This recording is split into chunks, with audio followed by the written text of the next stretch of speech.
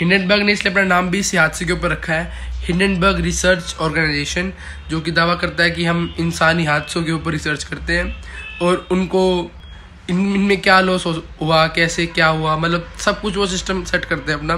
बिल्कुल भाई, जो बिल्कुल देसी भाषा में आपको समझा दिया है।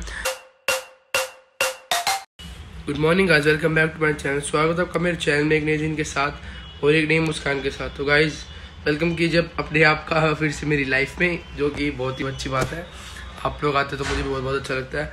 नहा धो के सिस्टम ऑन सेट, हम पूजा वूजा कर लिया, बस खाना खाना है। अब भाई सुबह सुबह जैसे मेरे घर में एक ट्रेंड है कि हम न्यूज़ देखते हैं, न्यूज़पेपर आता है, पहले न्यूज़पेपर पढ़ते फिर न्यूज़ देखते हैं, अखबार में भी, रेडियो में भी और वर्चुअल न्यूज़ में भी।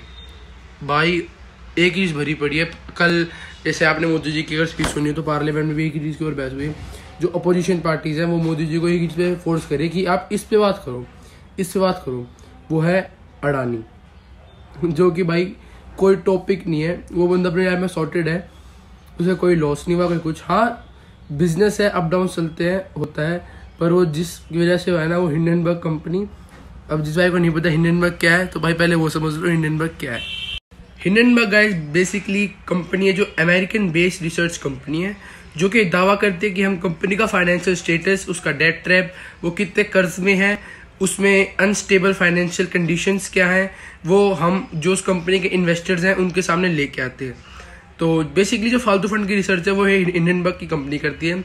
विकीपीडिया पे भी इसकी इन्फॉर्मेशन सिर्फ ये है कि इस कंपनी में सिर्फ 5 एम्प्लॉय काम करते हैं, जो कि ऑफिशियली हैं, सिर्फ 5। तो क्या रिसर्च करती होगी आपको बताया। अभी तक हिंडनबर्ग 16 से 17 कंपनीज को डुबा चुकी है।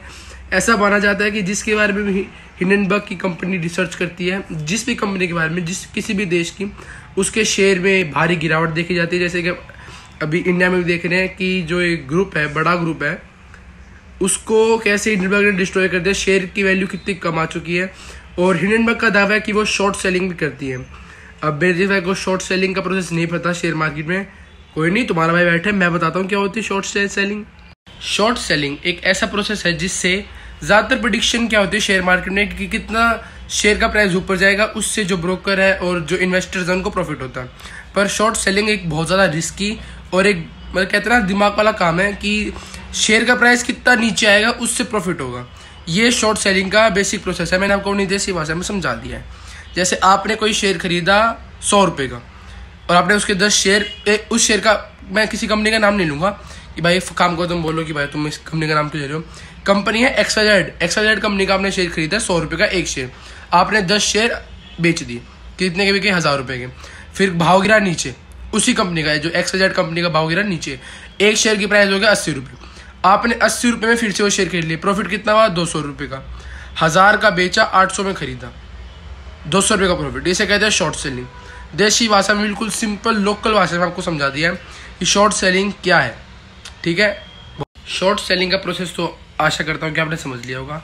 अब ये समझो जो हिंडनबर्ग कंपनी है ये क्यों इस्टेब्लिश हुई और कैसे, मतलब ये क्यों ये इतना फालतू ना काम में कर रही है, क्योंकि मतलब किसके पास इतना फ्री टाइम है कि कोई किसी कंपनी का लॉस स्टडी कर रहा है। इसका बेसिकली जो नाम है हिंडनबर्ग, ये भी एक मैन मेड वो थी डिजास्टर, उसके ऊपर रखा गया था। ये एक हाइड्रोजन गैस का बड़ा सा गोला, जैसे आप देखते हो ना बहुत बड़ी बड़ी जो कंपनीज होती हैं उनके ऊपर शोशेबाजी के लिए बेसिकली टांग देते हैं। तो हिंडनबर्ग एक हाइड्रोजन गैस का गोला था जिसमें 100 आदमी प्लस उस गुब्बारे का क्रू मौजूद था, जिसमें आग लग गई थी और 35 लोगों की दर्दनाक मौत हो गई थी उसी हादसे में। तो इस कंपनी का गठन तब हुआ था। एक कंपनी का दावा है कि हम मैन मेड जो होते हैं ना डिजास्टर, उसके बारे में रिसर्च करते हैं, क्यों हुई, किस कारण से हुई और इसे कैसे प्रिवेंट कर सकते थे, इसे कैसे बचा सकते थे, इस हादसे को कैसे रोक सकते थे। तो बेसिकली हिंडनबर्ग ने अपना नाम भी इस हादसे के ऊपर रखा है। हिंडनबर्ग ने इसलिए अपना नाम भी इसी हादसे के ऊपर रखा है, हिंडनबर्ग रिसर्च ऑर्गेनाइजेशन, जो कि दावा करता है कि हम इंसानी हादसों के ऊपर रिसर्च करते हैं और उनको इनमें क्या लॉस हुआ, कैसे क्या हुआ, मतलब सब कुछ वो सिस्टम सेट करते हैं अपना। बिल्कुल भाई, जो बिल्कुल देसी भाषा में आपको समझा दिया है। मेरी खुद समझ में नहीं आता, मेरे जो दोस्त है मैंने उनसे बैठ के चर्चा करी कि भाई तो तुम्हारे क्या राय इस बारे में। कहता है हमें पता नहीं, न्यूज़ वाले अपनी अलग ही भाषा बोल रहे हैं, हिंडनबर्ग की रिपोर्ट अपनी अलग भाषा बोल रही है। तो भाई मैंने बिल्कुल देसी और सिंपल भाषा में आपको समझा दिया है कि हिंडनबर्ग क्या काम करती है और कैसे कंपनीज को डुबाती है और फिर कैसे उनसे पैसा लेती है।